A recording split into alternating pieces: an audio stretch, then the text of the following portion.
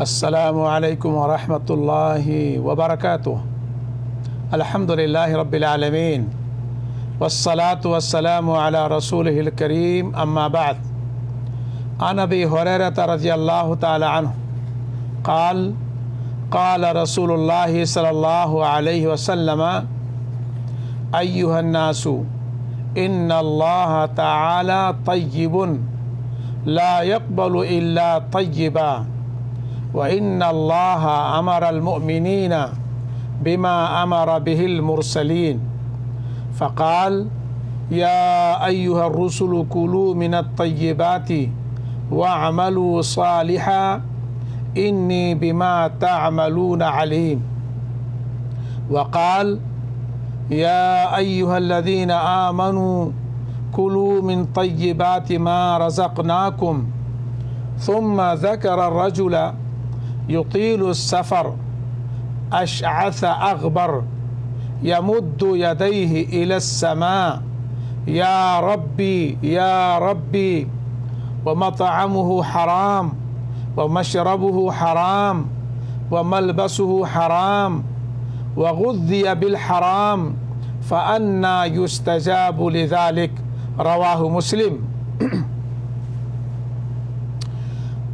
محترم سامعین و ناظرین، کتاب اربعون نوویہ کی حدیث نمبر 10 جو حلال کمائی کی اہمیت اور حرام کمائی کی مذمت سے متعلق ہے، آپ کی خدمت میں پیش کرنے کی سعادت حاصل کر رہا ہوں۔ اللہ رب العالمین سے ہم یہ دعا کرتے ہیں کہ اللہ تعالی ہمیں حلال روزی عطا فرمائے اور حرام سے ہم سب کو بچائے۔ اس حدیث کے راوی حضرت ابو ہریرہ رضی اللہ تعالی عنہ ہی ہیں۔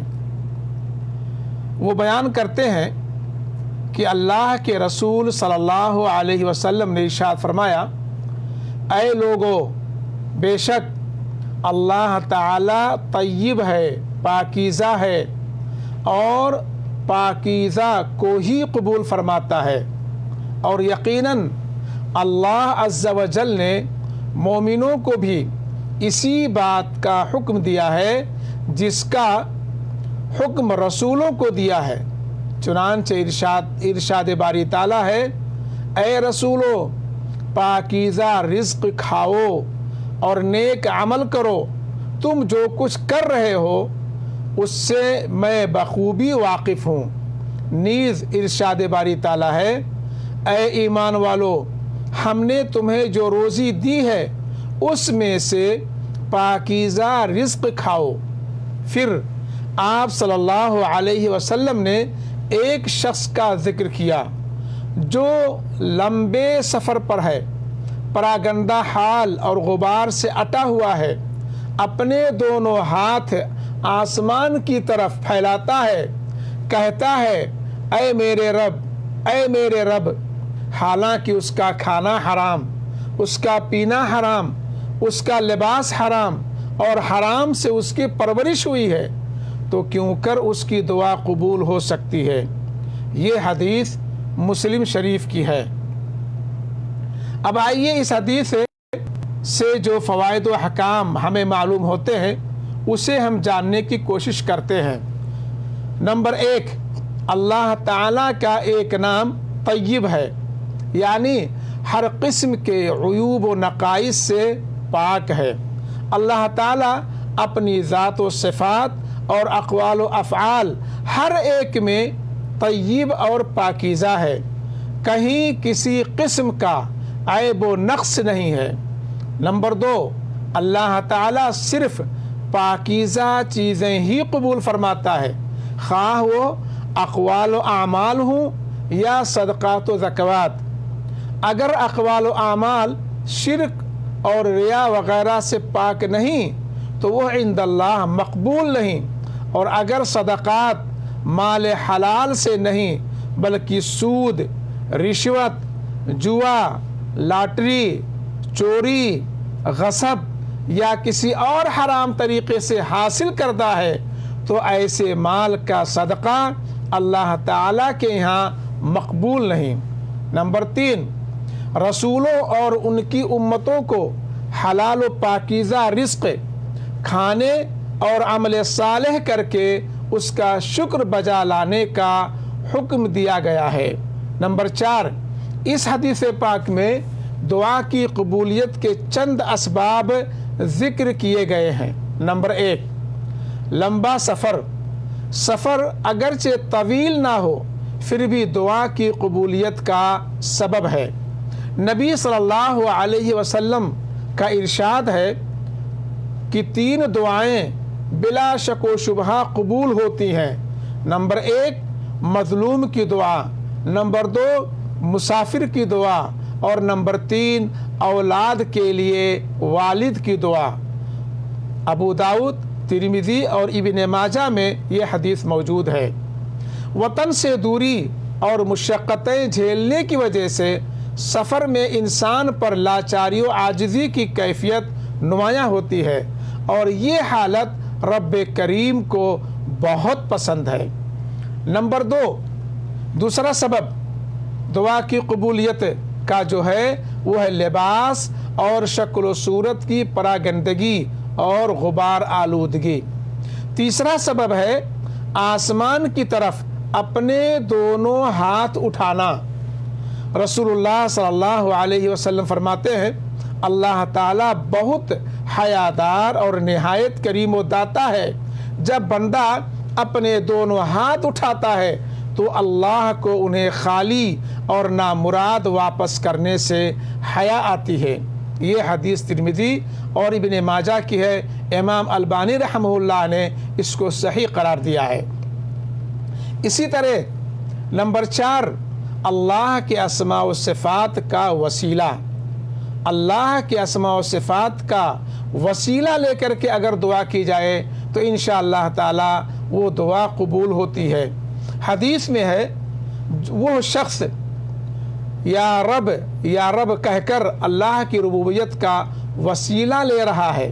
اللہ عز و جل کا ارشاد ہے وَلِلَّهِ الْأَسْمَاءُ الْحُسْنَى فَادْعُوهُ بِهَا، اور اچھے نام اللہ ہی کے لیے ہیں تو ان ناموں کے واسطہ سے اللہ سے دعا کرو۔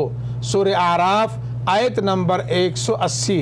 قرآنی دعاؤں پر غور کرنے سے معلوم ہوتا ہے کہ ان میں سے اکثر دعائیں ربنا سے شروع ہوتی ہیں۔ نمبر 5، دعا میں اصرار و تکرار اور عزم و قطعیت، یہ بھی سبب ہے دعا کے قبولیت کا۔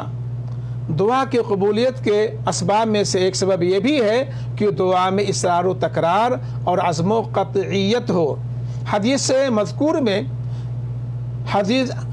میں مذکور شخص اپنے مطلوب کا مکمل حریص اور بار بار یا رب کہہ کر اصرار کر رہا ہے۔ دعا میں نبی صلی اللہ علیہ وسلم کی سنت بھی یہی تھی کہ آپ صلی اللہ علیہ وسلم ایک دعا کو 3 بار دہرایا کرتے تھے۔ یہ مسلم شریف کی حدیث سے ہمیں معلوم ہوا۔ نمبر 5، حدیث میں دعا کی قبولیت میں پائی جانے والی رکاوٹوں میں سے ایک رکاوٹ کا بیان ہوا ہے۔ فائدہ نمبر 5 میں سے 5 یہ ہے کہ حدیث میں دعا کی قبولیت میں پائی جانے والی رکاوٹوں میں سے ایک رکاوٹ کا بیان ہے، اور وہ ہے حرام کھانا، جو تمام رکاوٹوں میں سب سے زیادہ خطرناک ہے۔ دوسری رکاوٹ واجبات کو چھوڑنا اور محرمات کا ارتکاب۔ تیسری رکاوٹ قبولیت میں جلد بازی کرنا اور یہ کہنا کہ میں نے دعا کی اور میری دعا قبول نہ ہوئی۔ چوتھی رکاوٹ گناہ یا رشتے توڑنے کی دعا کرنا۔ تو یہ ایسی رکاوٹیں ہیں جن کی وجہ سے ہماری دعا قبول نہیں ہوتی ہے۔ واضح ہے کہ دعا کی قبولیت صرف یہی نہیں کہ بندہ جو کچھ مانگ رہا ہے اسے بعینی ہی وہ چیز مل جائے، بلکہ اس کے دوسرے بھی انداز ہیں جو حدیث میں ذکر کیے گئے ہیں۔ اللہ کے رسول صلی اللہ علیہ وسلم فرماتے ہیں، ترمذی شریف کی حدیث ہے کہ زمین پر جب کوئی مسلمان اللہ تعالیٰ سے دعا کرتا ہے تو اللہ تعالیٰ اسے وہ چیز عطا فرما دیتا ہے یا اسی جیسی کوئی مصیبت ٹال دیتا ہے، بشرط یہ کہ اس نے گناہ یا قطع رحمی کی دعا نہ کی ہو۔ ایک شخص نے کہا تب تو ہم بہت دعا کریں گے، تو آپ صلی اللہ علیہ وسلم نے فرمایا اللہ بہت دینے والا ہے۔ مستدرک حاکم کی روایت میں قبولیت کا ایک اور انداز مروی ہے، وہ یہ ہے کہ اللہ تعالیٰ اسی جیسا اجر و ثواب اس کے لیے ذخیرہ فرما دیتا ہے، اسٹور فرما دیتا ہے۔ معلوم یہ ہوا کہ اگر شرائط کے ساتھ ہم اگر اللہ تعالیٰ کے حضور دعا کریں گے اور کوئی چیز مانے نہ ہوگی دعا کی قبولیت کی، تو ہماری دعا ضرور بھی ضرور قبول اور ہوگی، لیکن اس کی یہ چند شکلیں اور صورتیں ہیں جو ہم نے آپ کے گوش گزار کی ہیں۔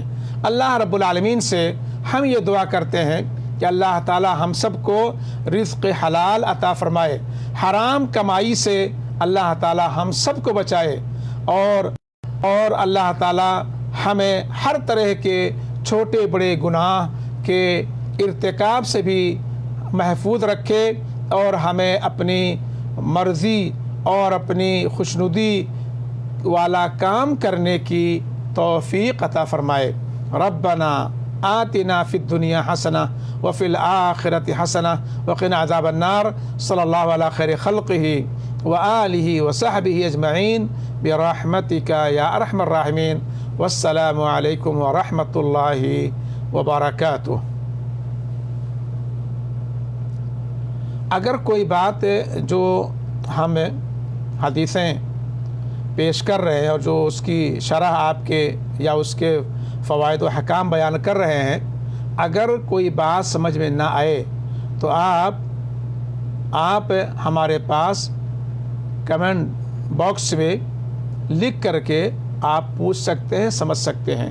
انشاءاللہ تعالی موقع ملتے ہی میں آپ کو تشفی بخش جواب دینے کی کوشش کروں گا اور اسے سمجھانے کی بھرپور کوشش کروں گا۔ اللہ تعالی ہم سب کو اس کی توفیق عطا فرمائے۔